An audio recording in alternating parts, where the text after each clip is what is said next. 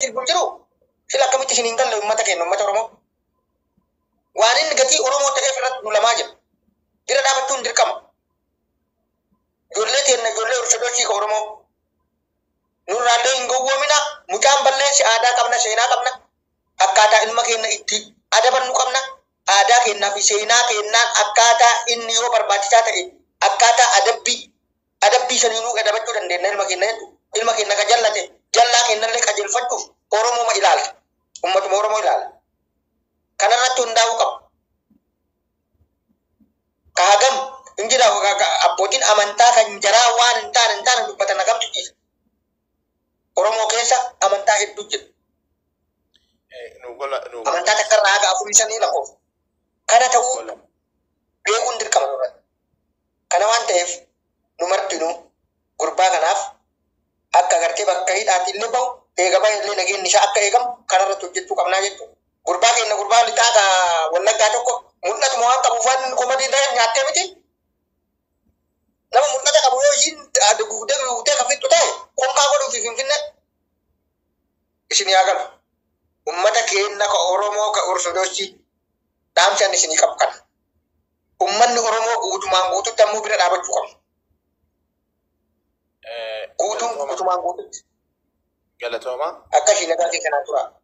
Ayi ulfaadha. Wanti jiru fuulduratti wanni jedhamaa jiru yoo kisiin itti fufe taphaa binnaa fi yoommoo rabbi isa baasee eegaa qacarraa fi malee mucaa kana wanti hin jennu jedhamaa jira. Kana quba qabaadha Oromoo galatoomi. Amar daqiiqaa lama dubbadhu. Daqiiqaa lama. Ayyee jalqaba nagaa jirtu nageenyi keessan isiniif baay'atu bakkuma jirtan maratti isiniin jedha. Ani amantaan koo muslimaa. Tarii namoonni baay'een amantaa biraa maaltu galche jechuu danda'u. Dhagaa mara sagaleen keenya. Waa'ee inni ijaaree dubbachaa jirra waan ta'eef rakkoo qabu. Bare sanumatti deemuufani. Akki itti nagalchu maali beektaa? Warri barsiisaa amantaa kanaa ta'anii yeroo jarri waa'ee iccitii amantaa kana gadi baasanii dubbatanii xiqqeessanii jedhanu biyya biraa ta'anii dubbataaru. Biyya keessa hin jiranu. Gaafa kan Oromoo yoo biyya biraa jiraate biyya alaa jiraate maatii irratti tarkaanfiin fudhatama. Maatii barbaadameeti maatii irratti ilaalchi hin taane akka miidhaman akka maatiin dararaman godhama jechuudha. Fakkeenyaaf mucaan kun waan jedhe irratti dhiifama gaafateera, diiviinis dubbateera, poostiis godhee jira. Dhiifamni immoo gama amantaatiin kan gaafatamu waaqatti amantu sana malee nama dhuunfaati miti. Kana duras darara baay'eetu irra gahaa ture. Sirriitti namoota isa beekanu kana hubachuu danda'a. Malee nama hunda nama ka'ee tiktookii kanarra iyyuu miti. Ijoollee keenya amma nuti Oromoodhumatu diinaa fi Oromoof quuqamummaa qabu adda baafachuu dadhabne. Amma kaleessaan irraa dubbataan ture namumaan beeku namuma waliin nyaannee dhugaa turreetu akkaawuntii lama baadhattee adeemti Oromoodha garuu. Oromoodha ofiin jetti. Yeroon akkaawuntii sanaan gaafii naa deebiftu dhabdeettu arraba jalqabde yeroon bulookii godhee baasu akkaawuntii isa kan Amaaraa isa alaabaa jaraatiin dhufte jechuudha. Achumaanin adda baafaddeeni cufee bilookii godheen. Innoo dhiifama gaafate yoo akka seeraas ta'e immoo seeraanis immoo seera gaafataanii maaliif ijoolleen Oromoo ba'anii irratti duuluu barbaachise. Ijoollee Oromoodhaan amma kan nu arsaaru kaleessa Oromooniif sareen bataskaana hin seentu. Barsiisaa amantaa hin taatu yeroo jedhanu akkamnan galchine Oromummaa kootiin natti dhufte irraa dubbachuun qaba malee callisuun qabu.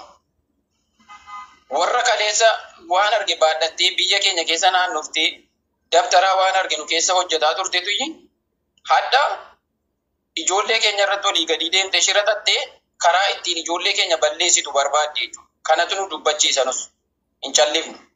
Gaafa biyya keenya keessatti deemtee waan nu balleessu hojjettu Ortodoksii qofa yookaan amantaa jaraa qofaa miti kan isin keessaa balleessitu. Anumaan walitti balleessaarti waan ta'eef jennaan hin callisu nan dubbadhaa jechuudha. Gabaabsa maal gabaab goolame. Kanaaf waan ta'ennaan Oromoon dhumti warri irratti otuu waa hin hubatin dhayxanii ilaalchan taane irratti maxxansitanu of qusadhaa keessattuu warri feemasii dhoofiin jettan warri borat baatanii immoo geemiin qaba waan argina godhaa waan arginaa kennaa jettanii iyyitanu jaruma akkasiillee yeroo akkanaa kana adda baafadhaa isinis warri giiftariin kana dhaamsi aango galatoomii sanyii koo. Galatoomee hawwiitti.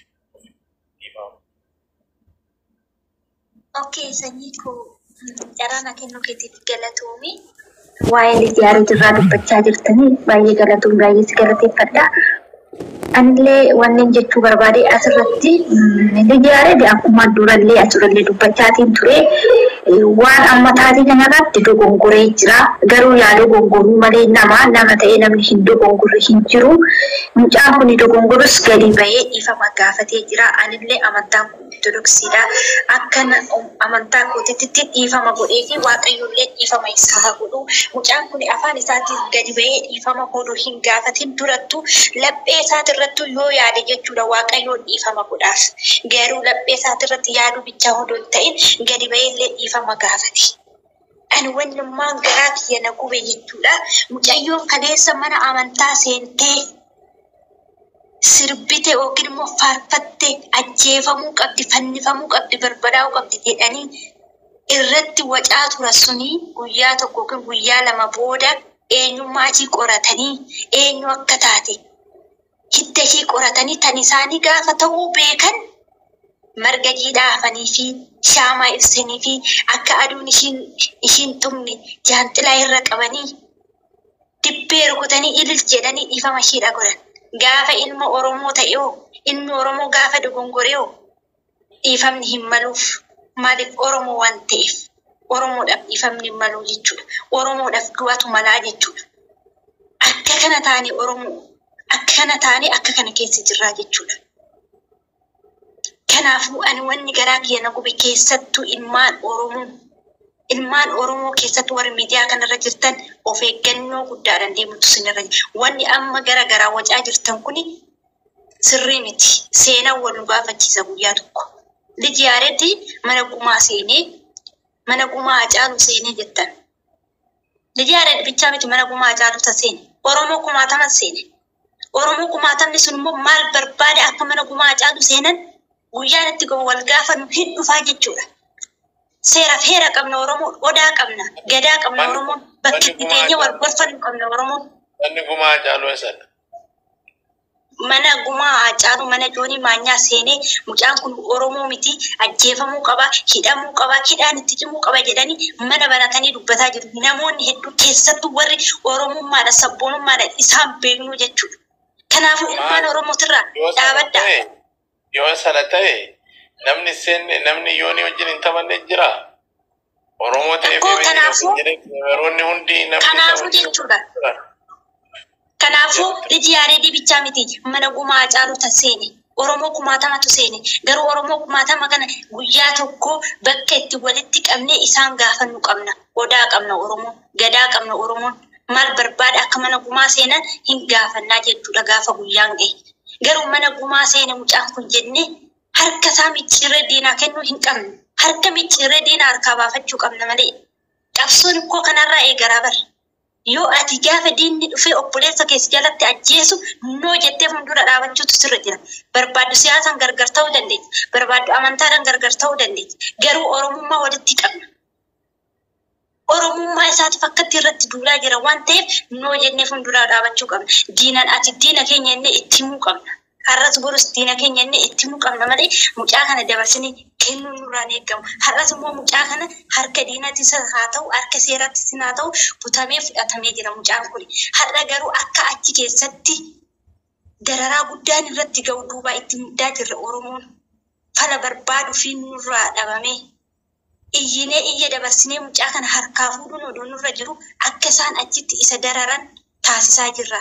Duwwaa ammallee dibbee rukutaa jirra. Wanni kana caalaa garaa namaa gubu hin jiru.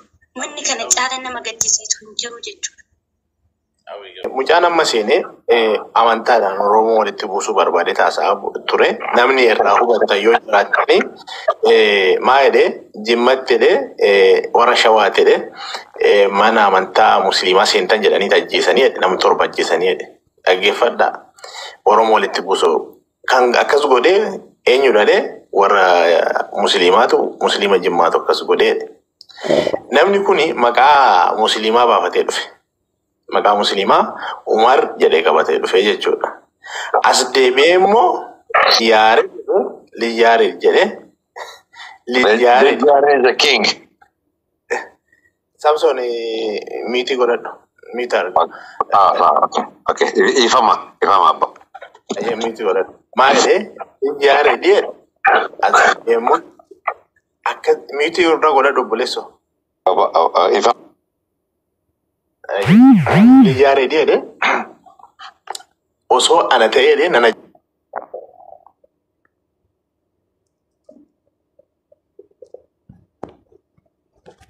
irratti Oromoon wal ajjeesu ilaalame Oromoo Jimmaaf Shawaa walitti buusa. Achi immoo Musliimaaf Kiristaana walitti buusa. Akkas gochuu barbaade jechuudha. Yooni Maanyaa immoo hin deeggara. Laala hojii Habashaa namni ammaa sun na amana Habashaa naannoo Oromiyaatti guddatedha. Duuba isaa deebi'a laala. Nama kanaan viidiyoon as ba'i jedhaati laala oo barbaadan jechuudha. Haqa isaan isin timu. Yooni Maanyaa immoo hin deeggara. Maaf deeggara? Waa'ee siyaasaatti as deebise. Siyaasni dhaabataan qabu jedhee amma nu deeggaraa deebal. Nu deeggaraa. Siyaasni dhaabataan qabu Yooni Maanyaan deeggara. Laala Habashaa Oromoo boo waan ta'inaa. Akkasitti isin gidduu bu'anii wal isin nyaachisu. Akkasitti isin gidduu bu'anii wal isin nyaachisu jechuudha. Ani jedhee Kiristaanaa, ani Musliima, abbaan koo immoo Kiristaana jedhe. Dhageessanii? Kanaafi laalaa waan akkasii jira. Amaarri naannoo Oromiyaatti guddatte tooftaa garagaraa qabattee isin gidduu deemtee wal isin nyaachisaa jirti. Naamana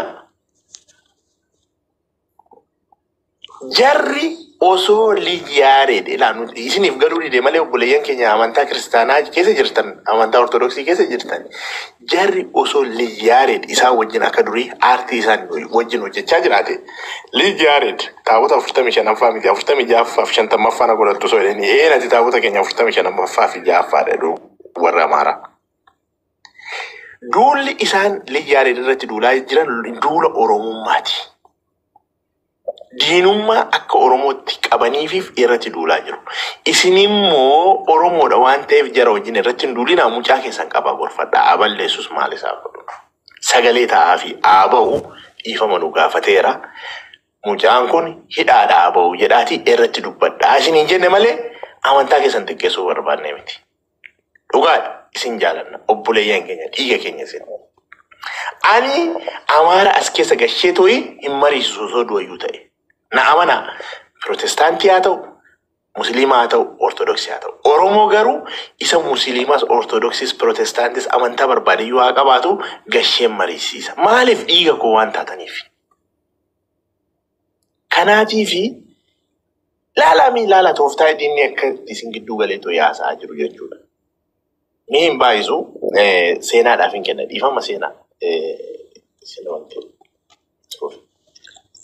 Yaada xiqqoo si kaayetan anilleen keessaa hin ba'a. Kaawwan nagalchaa jechaaru gara dakaana laayifii iddoo qabannee irratti fakkaate. Yaanni dhuma baay'ee mari'anneerra yaada keessa turteeti. Yeroo baay'ee akka ijoolleen Oromoo afaan akka amantii Ortodoksii akka hin taanetti amantiin Ortodoksii akka saba Amaaraa ta'etti namoonni ammoo akkasii qaban hin jiru. Ani garuu akka